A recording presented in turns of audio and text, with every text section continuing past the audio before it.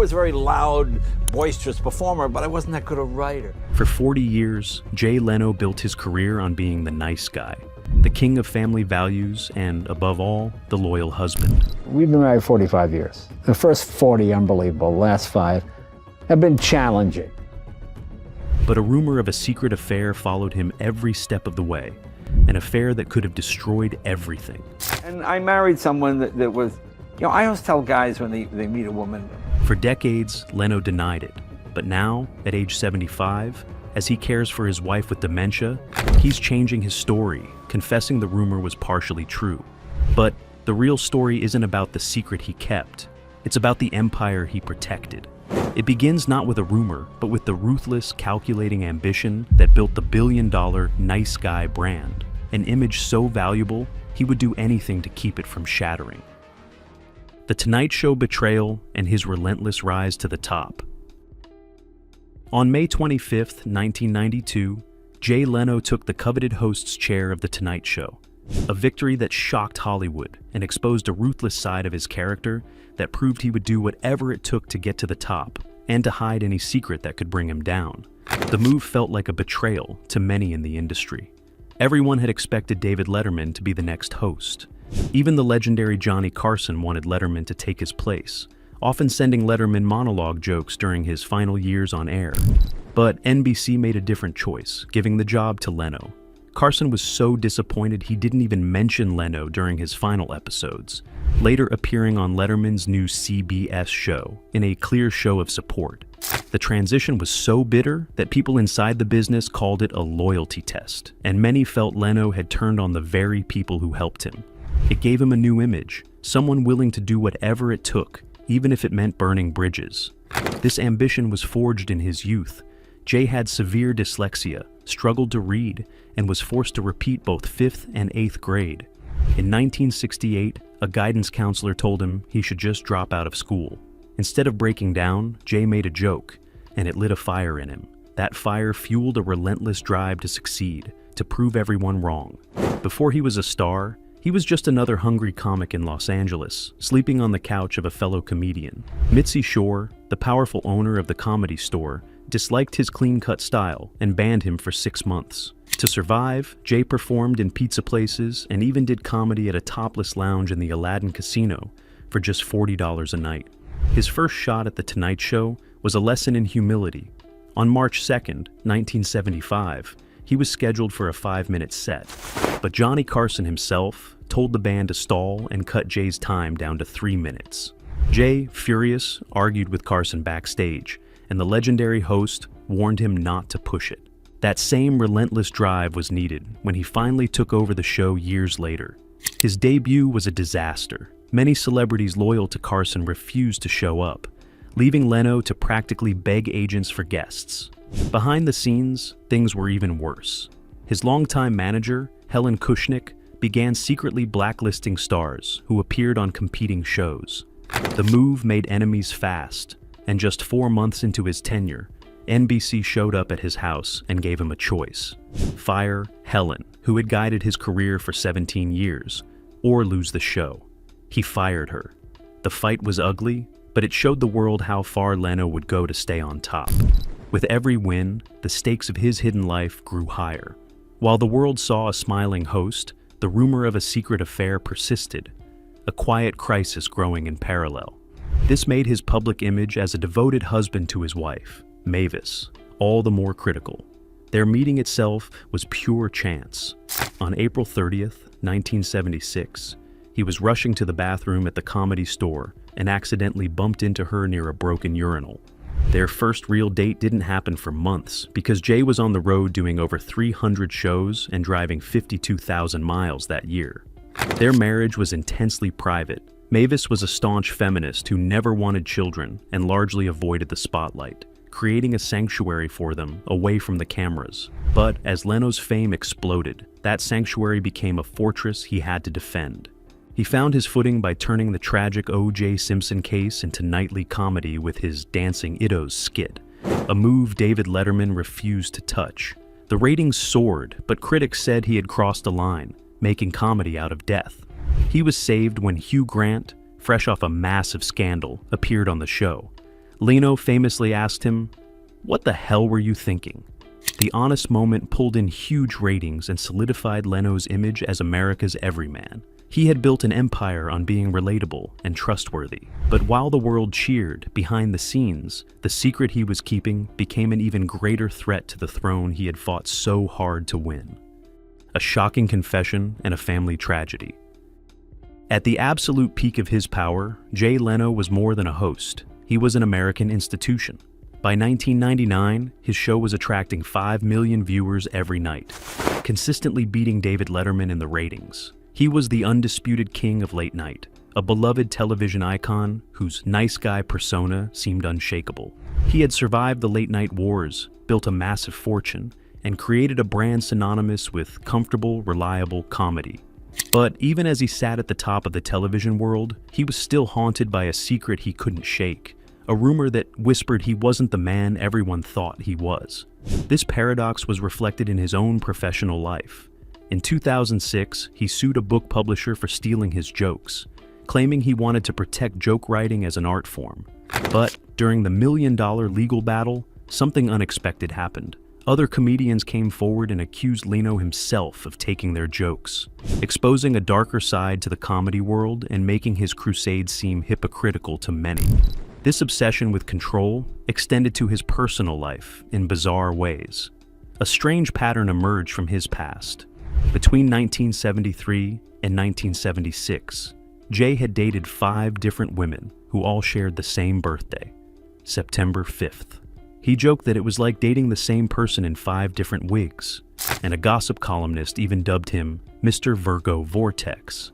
When he met Mavis at the Comedy Store, one of the first things he asked was her birthday. When she replied September 5th, he burst out laughing. It was a pattern so strange that years later, astrology fans claimed it was a cosmic match, pointing out that Jay's moon sign and Mavis's sun sign, we were in the exact same position. But for a man known for his pathological focus on his work, it seemed to be another example of his need for control, even over the seemingly random details of his life. His marriage to Mavis was itself a paradox. She was a fierce individual who, at age 7, told her mother she would never get married or have children, believing that's how women got trapped. She was a fearless activist who, as part of the Feminist Majority Foundation, helped lead a campaign to stop gender apartheid in Afghanistan, with she and Jay donating $100,000 to the cause. Her work even led an oil company to cancel an $8 billion pipeline project. It was this powerful, independent woman he presented to the world as his partner. The confession, when it came, was a quiet bombshell dropped in the context of this life. At age 75, Jay is writing a memoir. Insiders and publishers believe it could be one of the most shocking celebrity books in years, and for one specific reason. A central topic of the book is the rumor about him having an affair in the 1980s. For 4 decades, he denied it, but now he has stunningly admitted that the rumor is partially true. He hinted that there is a lot that fans and the public do not know. This is the core reveal, a confession that reframes his entire history. The question that has hung over him for his entire public life, was the rumor true, has finally been answered. What makes this shocking admission so complex and heart-wrenching is the timing. He is choosing to come clean while navigating the deepest personal crisis of his life. In April 2024, Jay went to court to gain legal control over his wife's finances. The court papers were heartbreaking. Mavis, his wife of over 40 years, had been diagnosed with Alzheimer's disease. She doesn't always recognize Jay, and sometimes talks about her parents as if they were still alive. The judge praised Jay for the incredible care he was giving her, noting that Mavis was in the best hands. He once told her they'd had dinner with Barack Obama at the White House, and she didn't believe him. He admitted he cried once after feeding her, saying, "It haunts him." It is against this backdrop of tragedy and tenderness that he is preparing to reveal a story of past betrayal. This juxtaposition is the true weight of the scandal. The high stakes are no longer about ratings or fame. They are about a complicated legacy, a story of a man admitting to a past indiscretion while living out a present-day love story defined by sacrifice and sorrow. The Conan feud and facing mortality. As the world braces for the details of his memoir, Leno's late-life confession has already ignited a firestorm. forcing the public to re-examine everything they thought they knew about the man who entered their homes every night for 20 years. The admission that the affair rumor is partially true casts a long, dark shadow over his legacy, particularly over the moments when his ruthlessness was already on public display. It forces a new look at the bitter war with Conan O'Brien. In 2004, NBC announced Conan would take over The Tonight Show in 5 years. It seemed peaceful, but secretly, Leno was making deals for a new show at 10 p.m., an unprecedented move that would air his show right before Conan's, pulling away viewers and sabotaging his replacement. The move broke an unspoken rule in television and felt sneaky to many. When Leno cried on camera during his final show in 2009, critics later called it a hollow performance, an act of fake emotion designed to get sympathy before he turned around and crushed his successor. The fallout got worse when leaked emails from NBC executives showed they planned to move Leno back to his old time slot, pushing Conan later into the night. The emails even showed Leno's team mocking Conan, calling him unfunny. This led to Conan's famous People of Earth letter, where he refused the demotion and blamed Leno directly. For years, this saga was seen as a ruthless professional betrayal. Now, with the confession of a personal betrayal, it paints a fuller picture of a man perhaps capable of doing anything to protect his interests, both in the studio and at home. After he won the war and returned to The Tonight Show in March 2010, the victory felt hollow. Things had changed. By July, his ratings were falling, dropping from 5.37 million to 4.4 million viewers. Worse, his audience got old. The median age of his viewers jumped to 56, more than 10 years older than Conan's crowd. He was losing the key 18 to 49 demographic. He had won the throne back, but was losing the kingdom. The memoir itself is his final attempt to damage control. After a career spent reportedly hiding in closets to overhear secret conversations at NBC and manipulating backroom deals, this book is his ultimate move to control the narrative. He gets to frame the story himself, shaping his final legacy before it's too late. The ultimate fallout, however, is the tragic irony of it all. In the last few years, Leno has faced his own mortality head-on. On November 12, 2022, while working on a 1907 White Motor Company steam car, gasoline sprayed on his face and was ignited by a pilot light. He suffered second and third degree burns on 7% of his body. He spent 10 days in the Grossman Burn Center getting oxygen treatments and skin grafts made from human cadavers to heal his face. Just 2 months later, on January 17, 2023, he was knocked off his 1940 Indian motorcycle by an unmarked wire that hit him in the neck like a clothesline. He broke his collarbone, 2 ribs, and fractured both kneecaps. A third accident occurred in November 2024, when he slipped while taking a shortcut down a hill and fell 60 feet, breaking his wrist. It is this newfound frailty that seems to have prompted this final confession. The man who seemed invincible for decades is now confronting the two things he could never outrun: his own mortality and the truth.